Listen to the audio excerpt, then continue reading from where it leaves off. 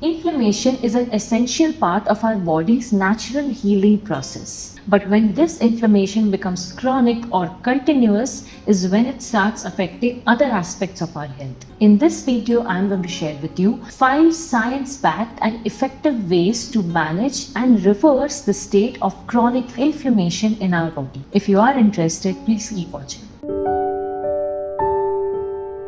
Hi everyone, welcome to Simplify. My name is Nirupama. I'm a PhD in food science and a certified nutrition coach. Along with making YouTube videos, I also offer personal health consultations. In case you're interested in getting in touch with me, I'll leave a link to my website in the description box.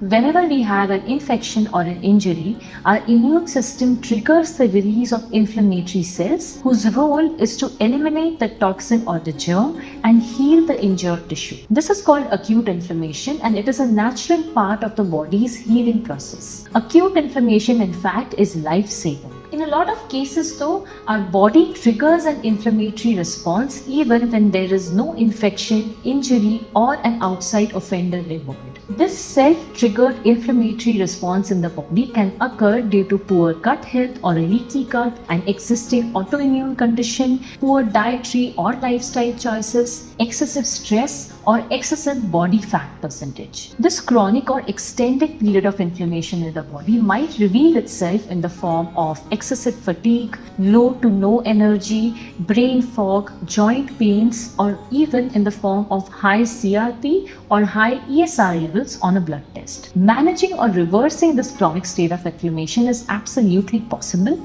and it might take months to do so depending on how severe is your inflammation. So let's talk about what exactly you should be doing and how should you be going about to manage the state of chronic inflammation in the body.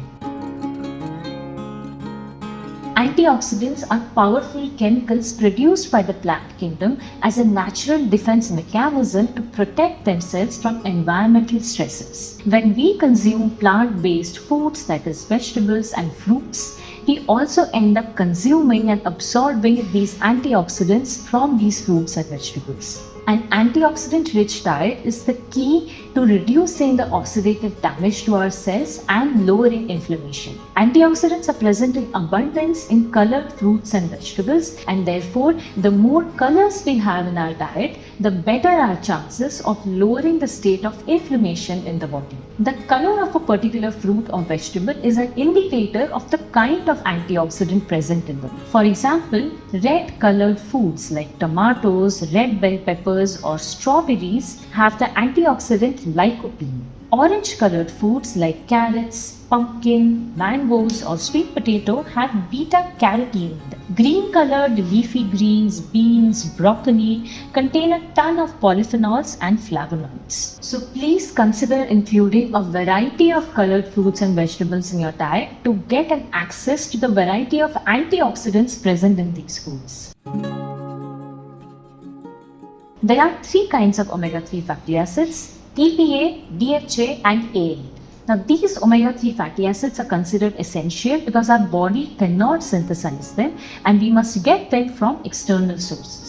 While omega-3 fatty acids play a variety of different roles in supporting the health of our heart and our eyes, they have been exclusively proven to also lower the presence of inflammatory molecules and thereby lower inflammation in the body. Fish, algae or seaweed are the best sources of all the 3 essential omega-3 fatty acids. Non-marine sources like walnuts or flax seeds largely contain the omega-3 fatty acid ALA and they have very small amounts of EPA or DHA. Therefore, if you are a vegetarian, you might want to consider including a good algal or marine-derived omega-3 supplement in your diet. We Indians are extremely lucky to have a huge repertoire of spices in our country. Turmeric, cinnamon, cloves, cumin, coriander, fenugreek, ginger, you name it. All these spices have active chemical compounds that have tremendous anti-inflammatory potential. For example, curcumin in turmeric, gingerol in ginger, cinnamaldehyde in cinnamon, and monoterpenoids in nutmeg. All these active compounds have been extensively studied for their potent anti-inflammatory benefits. However, a common mistake that many of us make is overconsumption of spices to get most out of them. For instance, curcumin pills or turmeric shots, ginger or cinnamon capsules are absolutely unnecessary. This is because spices also have anti-nutrients in them which can negatively impact our health. So what is a good way to use spices? In a time-tested manner and in amounts that a recipe demands is enough to get the benefits out of these spices. So turmeric should be used in making your curries or dals or in the form of turmeric milk. Cinnamon can be used as a tempering, or cinnamon powder can be used as a sprinkle on your oatmeal. Ginger can be used in your curries or in your tea, while grated nutmeg powder can be used for making kheer or desserts. The entire approach of focusing on a single ingredient as being a hero or a villain is absolutely erroneous. It is very important to understand that an anti-inflammatory diet is our overall eating approach and not just about single ingredients. An anti-inflammatory diet is also about fair inclusion of all the three macronutrients, carbohydrates, proteins, and fat in the diet. Because guess what? Recent research is showing that a very low carbohydrate diet, although good for weight loss, affects your cortisol levels and increases the state of inflammation in the body. So if you're somebody struggling with inflammation in your body, frequent fluctuation in your dietary approach, switching between diets, or a very low carbohydrate diet is not for you. Moderate inclusion of all three macronutrients is extremely essential. The third thing to remember in your eating approach is your overall glycemic load of the meals. If you're somebody who consistently overeats every single meal, or you eat very calorie dense meals, that is going to trigger a state of inflammation in the body.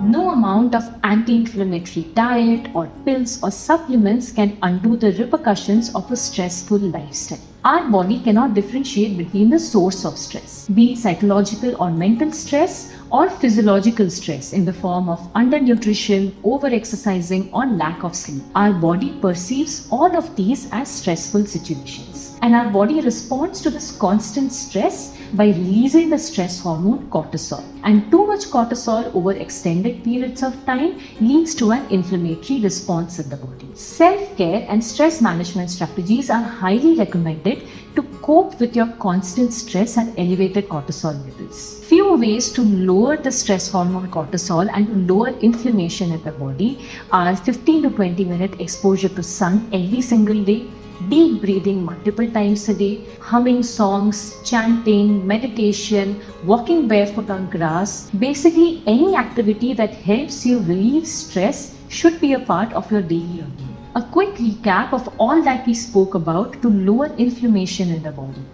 Adequate inclusion of antioxidant-rich colored fruits and vegetables in the diet, inclusion of omega-3 either from dietary sources or in the form of a supplement, inclusion of spices in a sparing and time-tested fashion. Along with these distinct food categories, a healthy overall eating approach which includes all the three macronutrients and regular self-care and stress management strategies will definitely help you alleviate the state of chronic inflammation in the body.